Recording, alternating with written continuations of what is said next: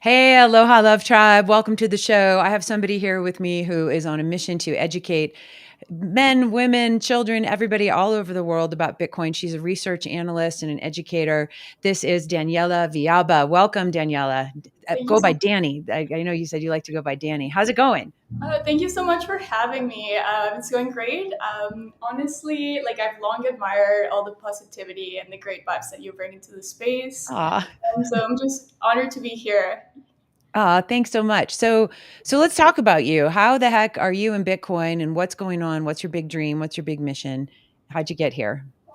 So honestly, I got into Bitcoin because one of my close friends got into the rabbit hole first.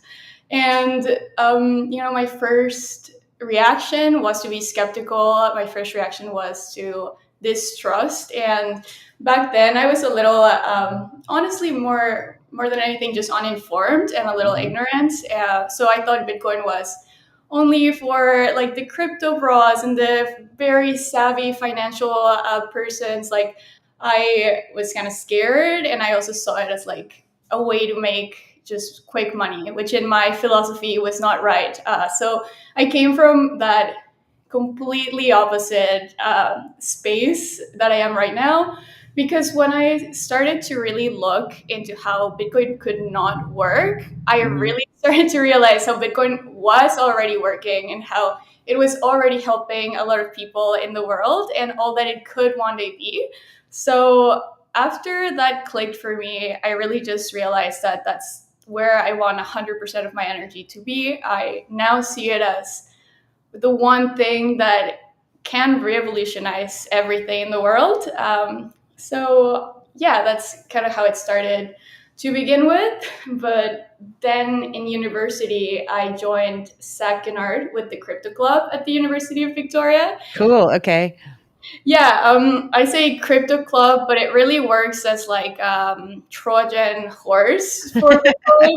Because we really have turned it into a Bitcoin only club, really focusing on self custody principles and how to really be sovereign with Bitcoin. So that's kind of how it started with me.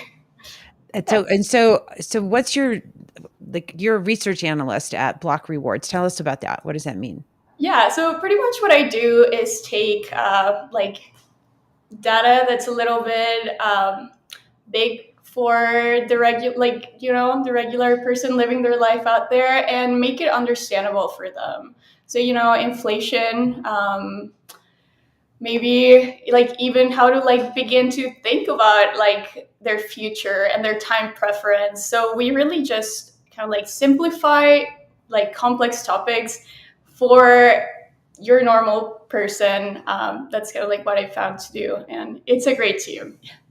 And so what do you find is like when you're, having meetups or doing education projects or anything, what are you finding are the biggest obstacles that people are coming to you with as far as like they don't understand, and obviously your goal is to simplify data, make it digestible for us normies, what are people coming to you with that you think is a consistent, like, "Oh, I don't get it, I don't get it." And then they get an aha moment because with your genius ability to educate, how do you help people overcome those things?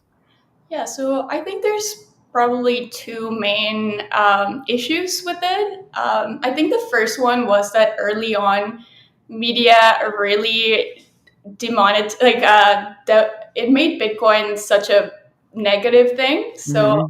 I think that the main obstacle that I see is that people out there think that Bitcoin is negative or doesn't have any issues, doesn't have any case views. Right.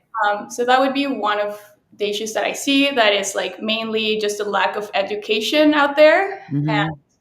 the media. And the second one, that's more about like the people that are already a little bit in the space, and like they might understand inflation and like what Bitcoin means for inflation, or they might understand how mining works like a little bit. But I find that most people who are still hesitant after learning all those things is because they don't believe that Bitcoin can make it. Like they're still in that fiat mindset of like, well, like if the government decides they can just like delete Bitcoin or um, Hmm. quantum computer is going to come and like delete, but and so I think that mostly is like they don't believe that change can really be done, and Mm. that's I think the main issue. And what have you seen, with um, people having an aha moment? Like what clicks for them? Is it the inflation thing? Is it the human rights layer? Is it like, whoa, I can send some money home to across borders and not, and my grandma doesn't need to go down to the Western Union? Like, what are you seeing that when people like, oh, yeah, this actually is gonna can work and is gonna work. Yeah, I think that partly what you said is like when people need to use it, Mhm. when and like for example, like my family got their bank accounts blocked in Mexico a few weeks ago, and Seriously? Like, just a couple weeks ago? yeah, it's because they had like a bigger transaction than usual, and so it got flagged, and they couldn't access their funds for a while. And it was very hard, but at the same time, it was hard for me to see my family go through that when I've been Mhm. talking about Bitcoin for so long. Um, so I think that a lot of people won't get that aha moment until they need to have it, until like their privilege is not there anymore. Yeah, But lucky for us, there's also a lot of people who are getting that aha moment without really needing it. yeah, And for that, I guess inflation and like the fact that the last 4 or 5 years have really getting like exponentially worse for most people out there. We're yeah. starting to sense those needs. But at the same time, there's also like this level of consciousness that I feel like people in the Bitcoin space, most of us share. I think that it was Troy's with, if I'm not correct, like the these. 1 second, sorry about that. Don't worry, it's okay.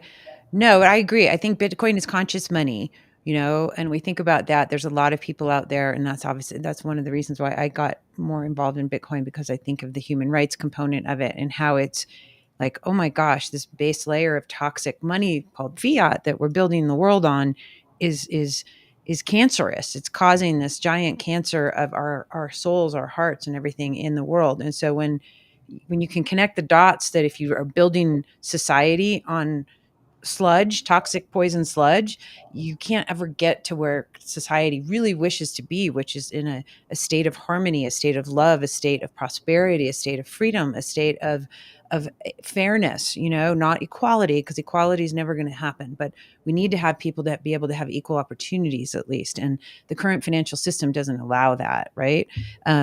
And so, yeah, Holly Berkey, I love her. She uses the phrase, conscious money. And I think she's so right about that. And obviously, so many of us.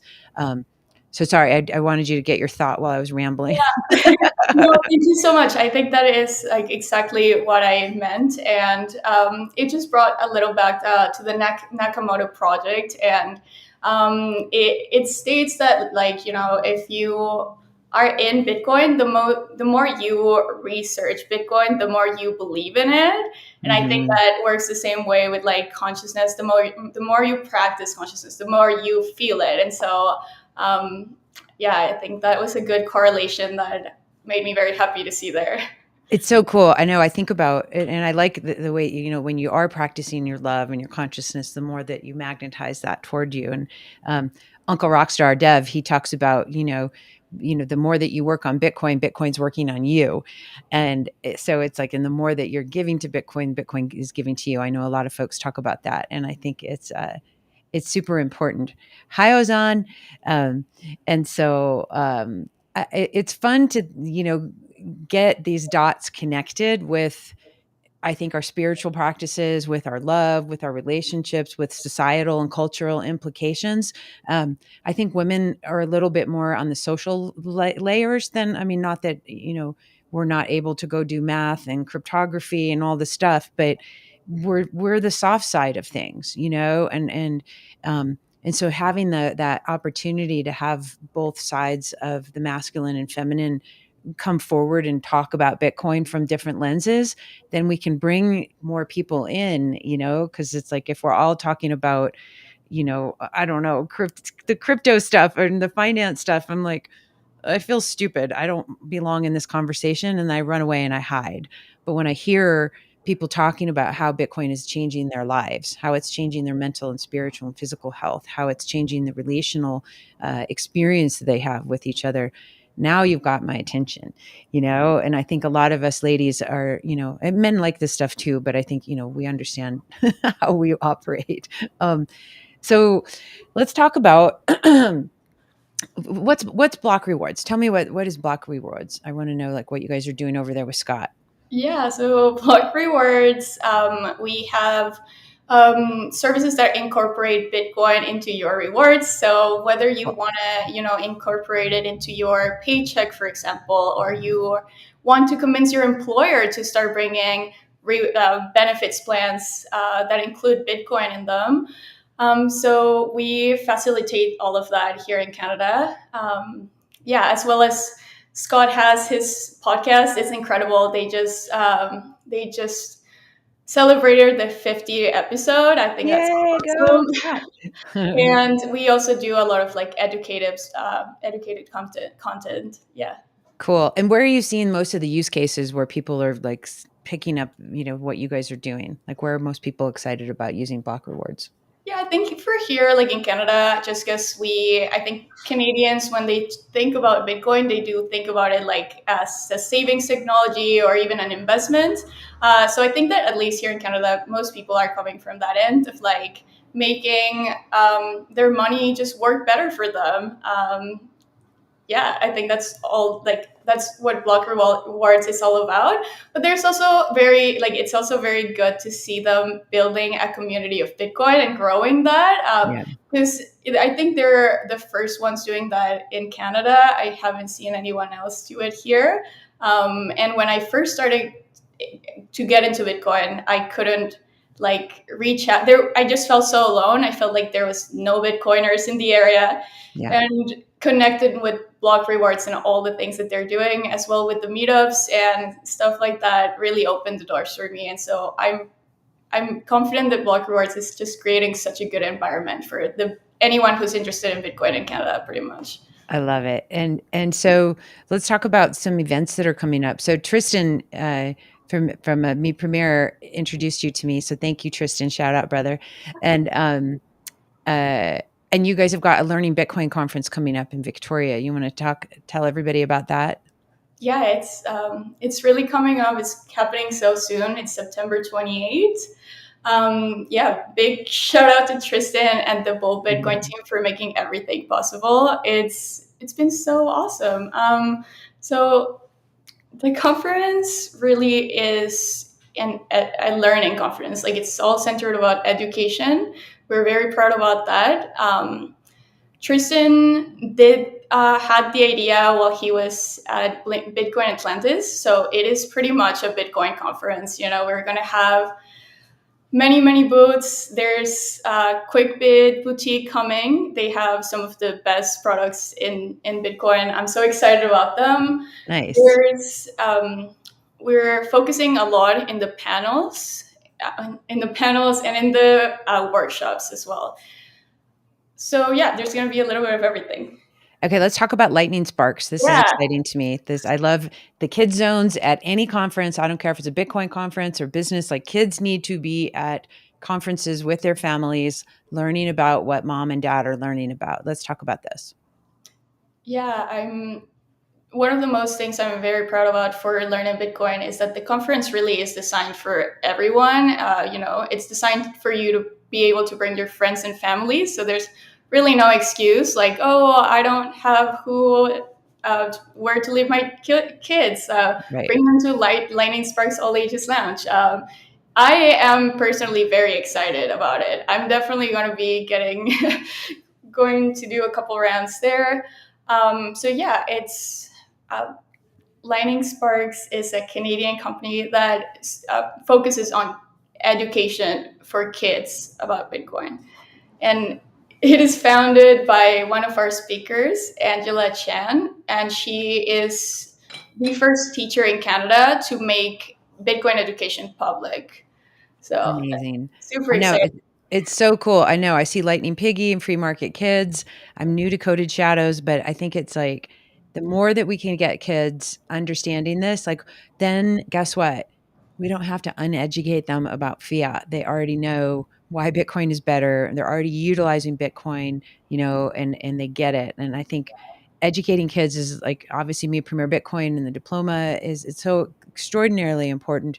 Um, because the kids are obviously the future, and if they're not learning this at the same pace, if not faster than we are, it's not going to work. And so I think it's such an important endeavor. And let's also talk about, you got a women's panel. Let's talk about the women's panel. Yeah. So Angela from Lightning Sparks, and she's speaking. Emma Apatu from Emma's awesome. Yeah, I love her. yes, yes, we we love Emma.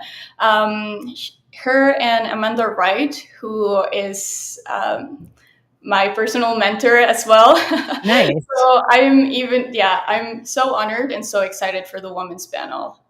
It's going to be great. What do you think? Like, why do you think a women's panel is because obviously it's like most of the panels are men, so we're not having like a men's panel. So this will kind of segue us into the conversation and what I started off with, the name of this episode. Like, how do you think this panel is going to help under educate and empower women, whether you're a mom because you're a leader, if you're a mom, whether you're a student, whether you're a business owner, whether you're running anything in the world. So what do you think, how is this going to support these women? Yeah, I think pretty much in the way that you said it, we have a good representation. So to begin with, everyone who's speaking at the women's panels has a very different background. So Hmm. I think you can feel identified in different senses with that. But beyond that, I also think that it's just very empowering. And I've lived this with the women that have come to the space before me. So it's very empowering to hear other people who you identify with just doing it, like to know that you can be a mom and you can be a consultant and you can be a bitcoiner, like you can be a teacher and make your teachings like fit with Bitcoin. And that's the thing about Bitcoin, it's like you don't have to be one thing, you can Yeah, be many things and be a Bitcoiner. I think that that's like part of why we, and like I lived it. I was just so intimidated with that, and I didn't thought that I could do it all. Like I couldn't, like be a pretty girl, like and be in Bitcoin or etc. And so I think it's just very refreshing, and like the way they speak, it's incredible. I'm inspired by them. So yeah. I love it. I think it's amazing. And let's come back a little bit to the word leader. Um, it's a word that I've struggled with my whole life, and it's a role that I've pushed away, and I've taken lots of business courses and mastermind stuff, and I've run businesses, and I'm an entrepreneur.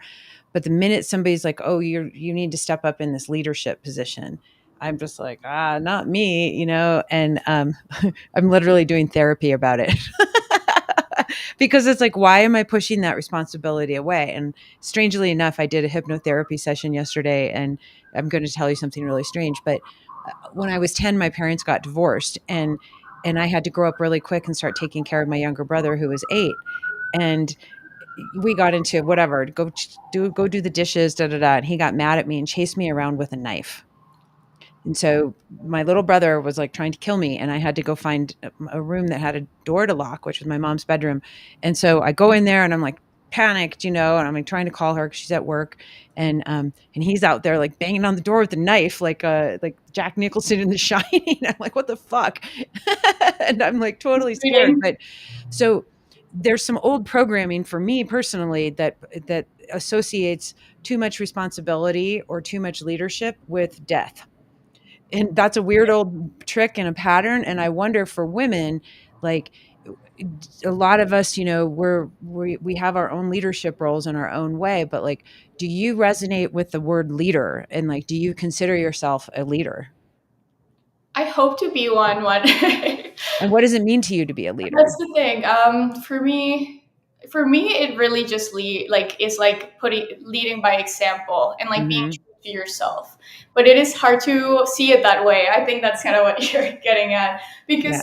100%. I think that like for us women, it's not off like it's not often, but it's sometimes we don't like get represented in the media or outside as like Mhm.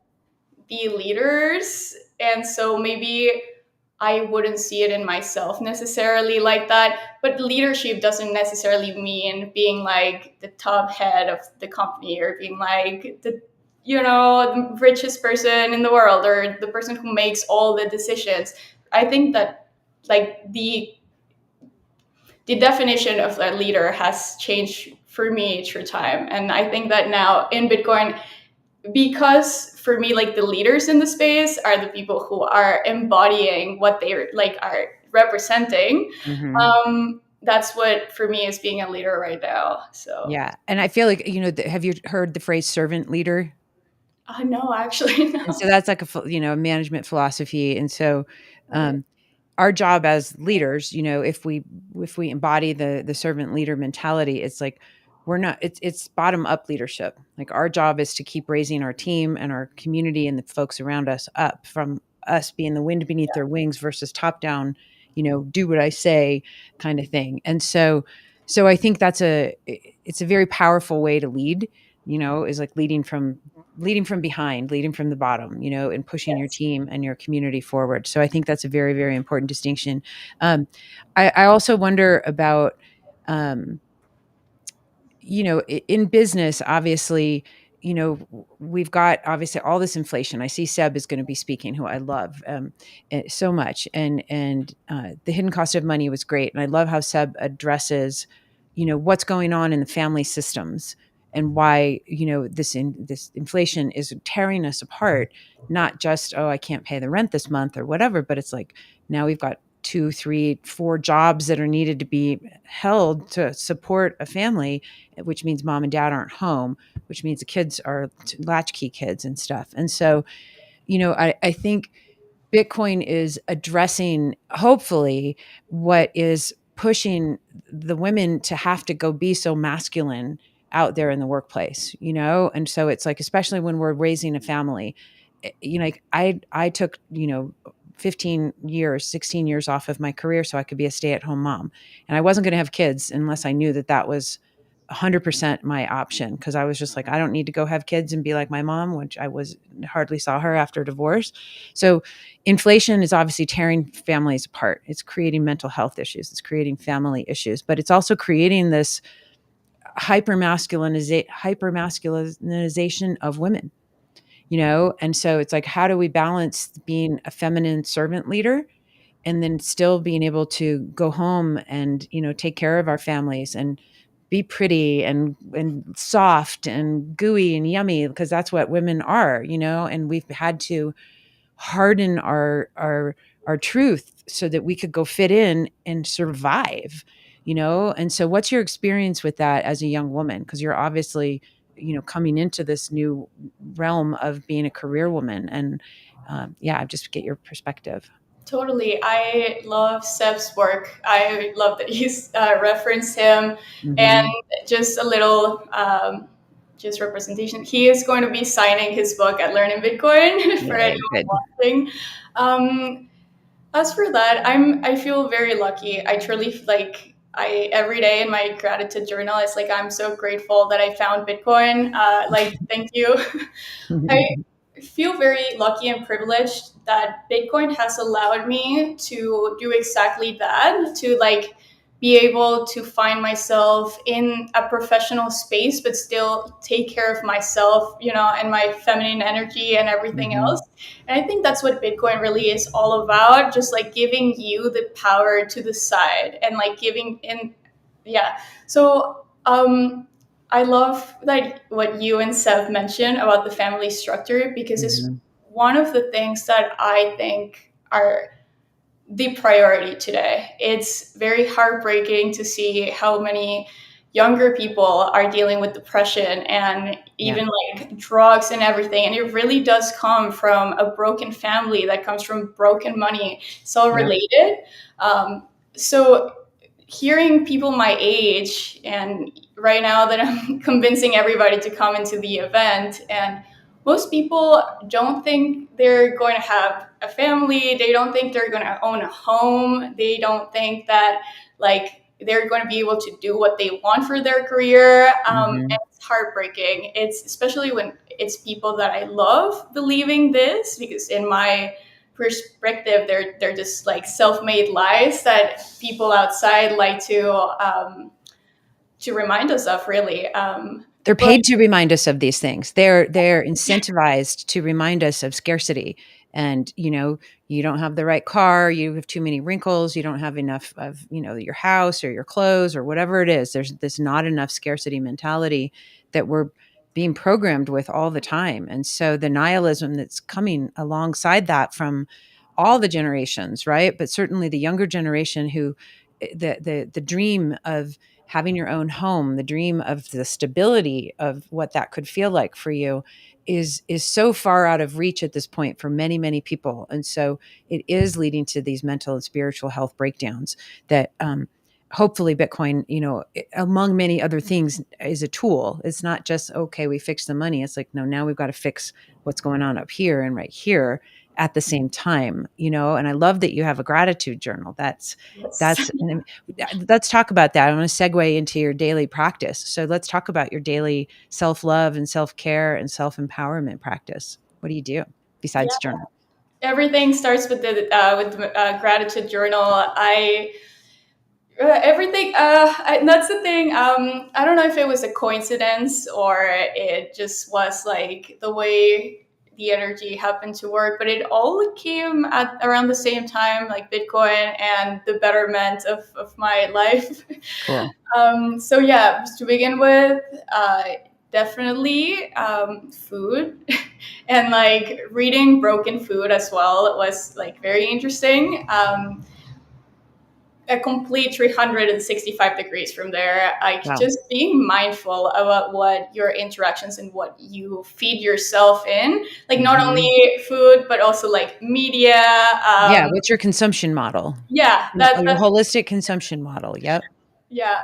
So I would say like the gratitude journal, being mindful about like your environment, and Hmm. meditation for real. Like I it was very interesting to learn what energy is and like what we are, because we really are energy and how that works. Who are some of your teachers and books that you were reading about learning about energy? I'm just Yeah, curious. Or that was podcasts or whatever. Like, how did you start to learn about energy in your life?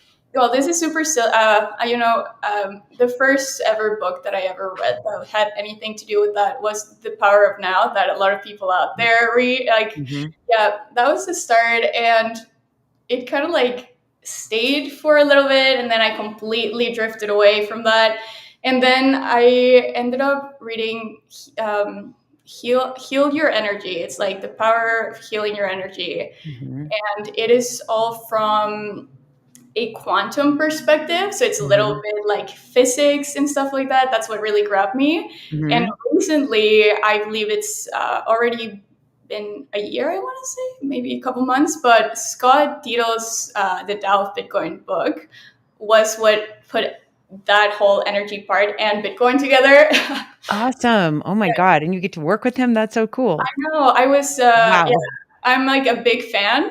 So meeting him and working with him was like, It's so so cool. exciting. Yeah. Isn't it? It's so interesting, right? Because so like I don't know about you, and I want to come back to your family too about what happened in Mexico and talk about a couple other stories. But um, it's just I think it's so interesting when we start to connect the dots because I grew up with the mantra money is evil, money is the root of all evil, the whole thing, and you hear I'm sure lots of us have grown up that way.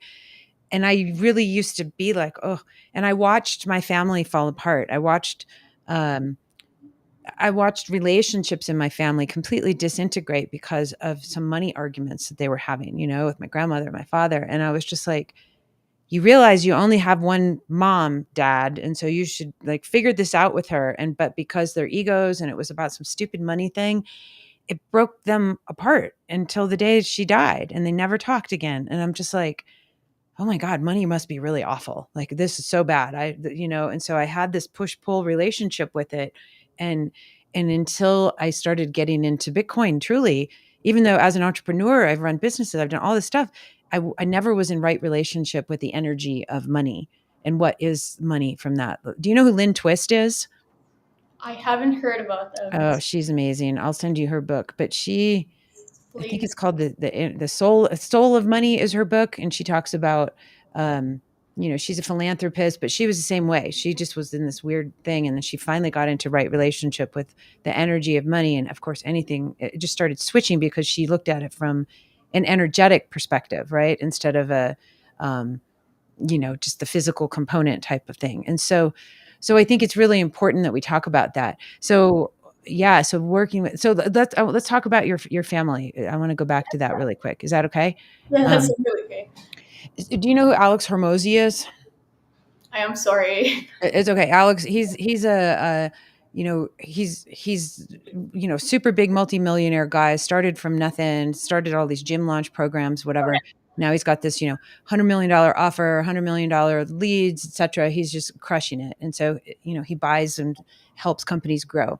But what was interesting, because I'm like, dude, you're a Bitcoiner, you don't even know it yet. And so I was listening to his book, I don't know, maybe a year ago, and the first story was him talking about, oh, we were doing this launch and we got, it was right before the holidays and we got like, $80,000 in, and it was just like, yeah, we got it. And then they shut his bank account down, his payment account, because they were like, you've only had, $100 here, $50, and they just shut her down. And he was just like, I got to pay my people. It's the holidays. How am I going to pay all these people who just did all this sales for us for this launch? And, and I'm just like, okay, one day I want to meet him and his wife, Layla.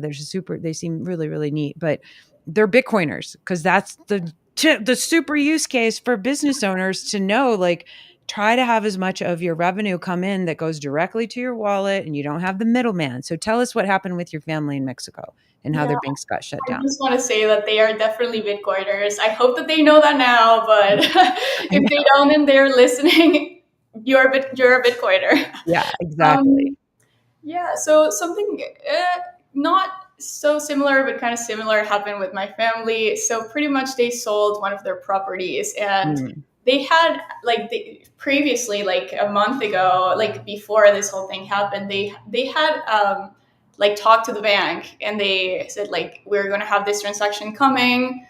It's a big amount, like here, like they did what they had to be done. They signed papers, etc. The transaction is done, and the bank account is frozen. Oh my God. Yeah, it was very, like, luckily I, like, it was really my dad dealing with the bank and everything, but it was very frustrating for me to even hear about it. And they got it solved within like I think it was 4 to 5 days Oh, after. that's good. Yes. However, they did say like they were literally like looking in pockets for like coins to be able to like go buy food for the day. Like in those 4 days, like we're like, who do I call to like ask for some cash, like lend kind of thing? And it's like, that's a terrible situation when you're doing nothing wrong. And you advised the Mhm. bank way before.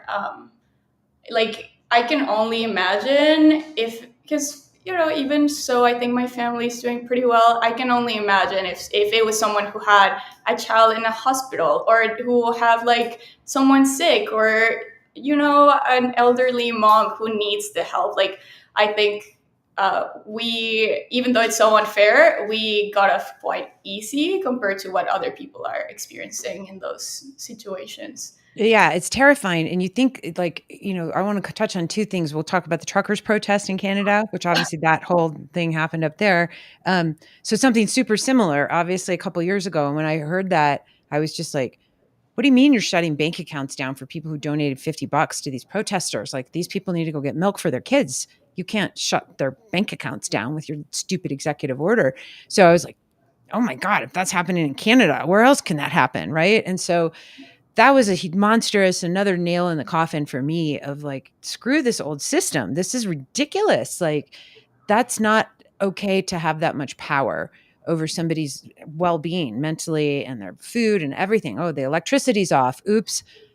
I can't store my medicine or whatever's going on. That's unacceptable. And so that's unfortunately the path that we're on with CBDCs and everybody wanting to have these, these surveillance currencies and getting out of a cashless, creating a cashless society. And so, what are your thoughts on cash? Like, do you think we still need to have paper cash? Uh, That's a great question. I wish I could just say no and be like, we should all just jump into a Bitcoin standard.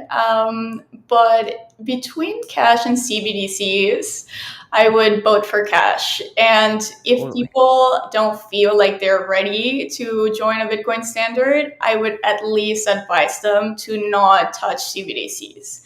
Like, and it would be, I can only imagine, and this is like a complete hypothetical thought that I just had, like how hypocritical and sad would it be if people who are not into Bitcoin because they think it's too complex got into CBDCs? Like how hard? No. Well, and it's because they think like, "Oh, well, it's the government issued it, so I can trust them. They have my back." And, "Oh, look, they gave me an extra $1,000 stimulus check in the form of the CBDCs." Yeah. Um, People need to get educated. Uh, Efrat Fenigsen is a huge, she does a lot of talks about CBDCs and just the dangers. She's wonderful. I mean, obviously, there's tons of us out there learning and talking about the dangers, but there was a post. I don't know if I think it was on Twitter recently that there was like there was a typhoon, I think, in China or something, and the internet was out, and of course the electricity's out, and people couldn't pay for things on their phone, which is how they would typically pay for stuff. So they're like, how are we going to get what we need? And so going to a cashless society, I think, is super dangerous on all these levels. And it doesn't mean, you should be transacting everything in cash, but it needs to Yeah. be an option for Yeah. when we have these types of situations, right? And so there's certain, cities and states and countries that are starting to try to create these cashless society, like, oh, you're not allowed to accept cash anymore. I think, didn't Starbucks just say they're not accepting cash anymore? I didn't hear that. It would be a shame if they did that. Like, why? Like, there's Why? no reason. And it's Um, just, is it not a legal tender anymore? Like, or what? I don't know, and I feel like it's all these little, tiny thousand tiny cuts, right? They say that's a death by a thousand cuts, um, and so I just think, as much as I'm a Bitcoiner and I want as many Yeah. things to be on a Bitcoin standard as possible, I want to make sure that we also have, God forbid, if we have some giant nuclear war with no power and the satellites are out or whatever, it's like, how are we going to maintain civility and safety Yeah. and be able to transact with each other? Yeah. So I always like, it's like, have some cash in your life somewhere that We're is definitely accessible, that not you don't have to ready. drive to Yeah. the bank and get it. Like, it's under your mattress for Yeah. real. Like, be like Yeah. grandma. Yeah. Yeah. Totally. I mean, and even in the case, of like a bank collapse like situation, having some cash is always useful. I think. Yeah. I completely agree. It is. And it doesn't need to be tens of thousands, just, a couple $100, $1,000, whatever. Just do something that you can at least get by for a while until hopefully things can get back online and working okay. But it's a tough one. I mean, I think the education is so important for folks like you, and obviously everybody at Me Premier and Block Rewards and at the Learning Bitcoin conference. And so, um, what do you find? Like, I mean, you're obviously young and you've got into this at such a young age, so you don't have anything to compare it to being in the old system of, toxicity. Like, how do you find the culture of Bitcoin and Bitcoiners? I love it. It's my favorite part about the Bitcoin space. Yeah. Even like I know Bitcoin will never go to zero, but even if it did, I feel like I gained so much from this space already. As you said, it's all about like education and coming out of that like ignorance and like I am a product of whatever happens in the world to just being in control and like being part of the world. Like you don't have to be controlling. You're just part of it, and I love that. Most of the people that I found like have truly believed in me as like in a professional way have come from the Bitcoin space, and I'm nothing but grateful for this space. Yeah, yeah. And That's there's definitely amazing. a couple of people who are mean, and they're going to be mean like anyway, but Yeah. there really are like just a few. Yeah. And I think what do you, and so comparing, the Bitcoin community and obviously the younger folks in the Bitcoin community. Do you know Ella Huff? Yes. Yeah, I love her. Go Ella and Lisa, like everything they're doing over there too. I just watching what you young, wonderful leaders of the future and now are doing is so inspirational. It's like I want my children to follow you guys. And my kids are not Bitcoiners yet. They're like, Mom's crazy, go away. They're starting to sort of catch on a little bit. My son is, my daughter's just like, stop talking about me. And she just started college. And so how do you how are you engaging with the younger community in your area, like at the meetups? Like, I know you said that folks seem depressed or they seem hopeless and everything. Like, are you finding that they're getting the lifeline that Bitcoin can offer them for their future? Yeah, some of them. I first want to say thanks for mentioning Ella. She is actually one of the people who I got a lot of inspiration Cool. from, and all her work is just outstanding. So grateful for her Hmm. and the Bitcoin Student Network. Um, as my personal experience here, um, I love the UVic meetups, like the students that come to the meetups. Hmm. I really think that are people who are really starting to get it and really, more than anything, there have empathy, I find. Mm. I think that like a lot of people who are very close minded have this like mentality, especially in like my generation, of Hmm. like I have to be rich or like I have to like own certain things and blah blah. And like I just find that people who come to specifically the UVic meetups are people who are there to serve or who want to create value in the world, who are not like just getting there for like quick money. But there's few. We're not the majority, definitely. Like in UVic specifically, we're not the majority, but that's why I get so excited every time that I'm there and there I see the group grow a little bit. Yeah. That's got to feel really rewarding and nice that you're developing that community there as well. Do you guys have any plans? I know Ella got something pushed through to have like a degree or something. I know she's doing her degree. Like, is there anything? And what was the other? Was it Wyoming? There was Yes. another university. Was it Wyoming? They got something with Yes. a Bitcoin. Yeah. So, are you guys trying to, use that playbook to see if there's any way that you can get some type of Bitcoin education into the curriculum there? We're definitely pushing. It would be awesome if we could create a degree about Bitcoin. The interest from the university is not really there at the moment. However, we there's one teacher. Her name is Soren. His name is Soren. Sorry about that. He has a module on Bitcoin at the end of its course, and it ran for the first time last semester. So it's the first on-campus actual like official Bitcoin education. But we're definitely pushing, and we're not going to stop. I love it. Well, I think about were you in Madeira? No, I was So not. Michael Saylor did a really great presentation of, always he does great stuff, but he was talking about, nonprofits and universities, because obviously universities, why do universities last for hundreds of years, right? It's because they've got these endowments, they've got these foundations that are associated with it. Imagine what those universities could do if there was 1% of Bitcoin on those balance sheets there, and watch how that grows compared to all the other investments that they're making. And so I wonder if there's a way to, get a hold of whoever's in charge of that and just do sort of a like, if you would have been holding Bitcoin for the last 15 years, this is what your endowment would look like compared to what your current, investments look like. And so again, and you're turning all this complex data into something easier for us to digest. But it's like when you see that visual, it's like, oh, maybe that's a good idea. And then all of a sudden, the faculty is like, maybe we should start learning about this Bitcoin thing, and maybe we want Bitcoin in our retirement, and maybe we should have a diploma or a degree. Da, da, da, da.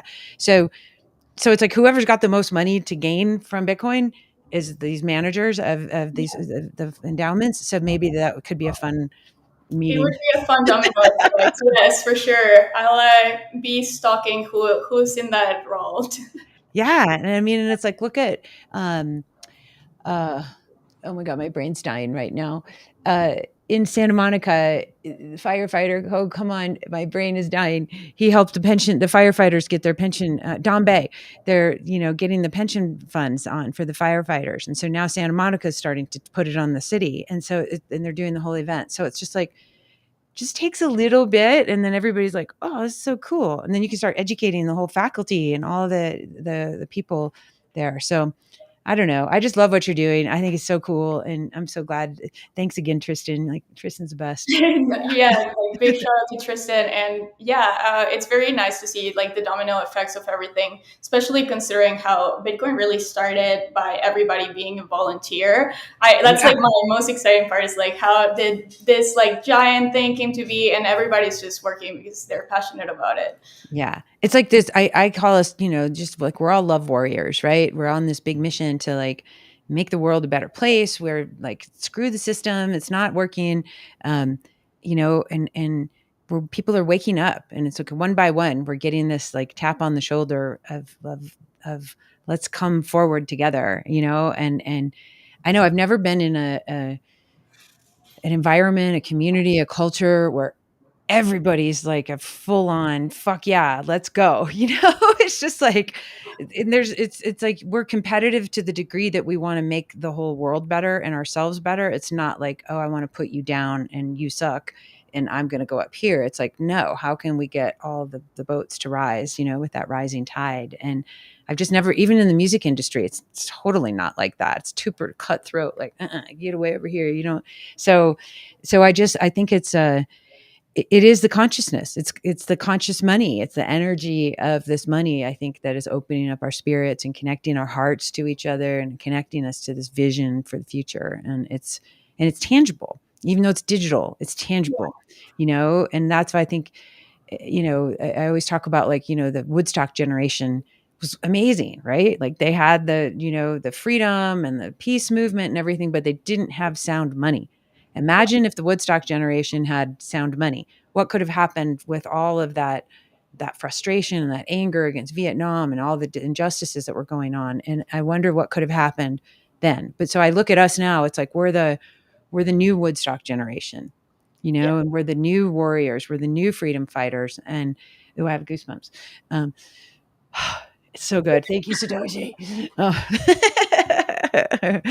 Do you have any final? How can people find you? Do you have any final thoughts? I want to tell people where to find you, and then I want to ask you just a closing question. Um, yeah, I mean, you can find me on Twitter. You can find me at Learn in Bitcoin September 28th. Mm-hmm. I think I just want to like encourage everybody like to come and to bring their friends and families, even if you think that they're going to be like bored and hate you because like it's a Bitcoin event and they're not really into Bitcoin. Like this is truly the place to orange build your friends and meet them where they're at. Yeah, Just like I wish I had the accessibility to this kind of events and resources, even like online. Like I've just like, yeah, I love the accessibility that we newcomers have into the space today, and that's just the last that I would say. I love it. It's so cool. Yeah, and make sure you guys go to learningbitcoin.ca. You can follow Danny at Danny VHE on X, and then make sure you go check out her blog at the ledgerchronicles.substack.com. So I want to ask you a final question, Danny. Where do you see yourself in 20 years from now in this community and with your big dream on planet Earth?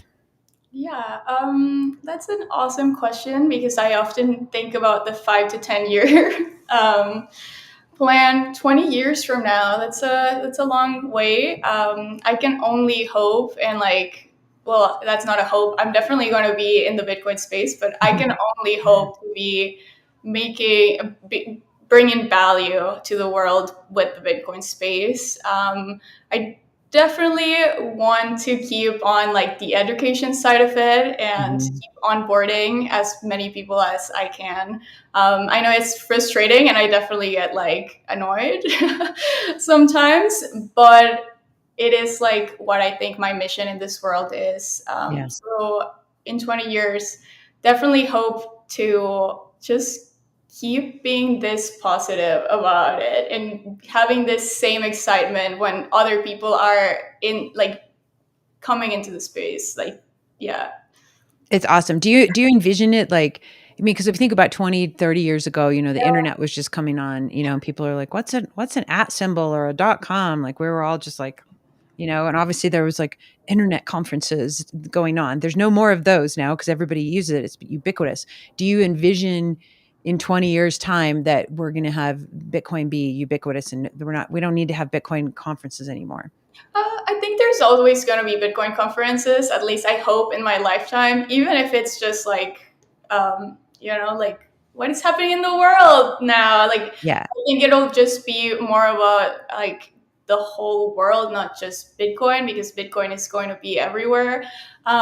So, yeah, I do hope that most people then have at least a wallet. Like, Yeah. yeah, yeah, I love it. it's long ways to go. It's hard to imagine, but I can only imagine better things.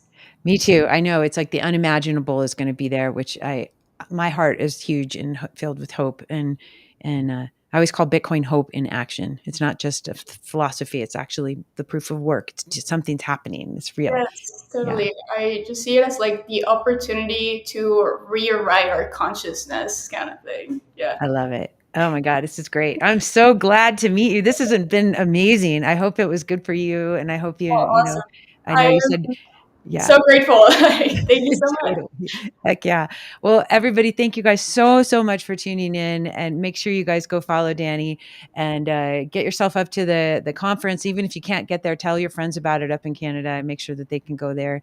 And we'll be in touch soon. But until next time, everybody, peace, love, and warm aloha. And thanks again, Danny, for everything. And thank you, Tristan. And much love to everybody out there. I hope you're doing well. I know the world is a little bit crazy, but you know what? That's why we got love.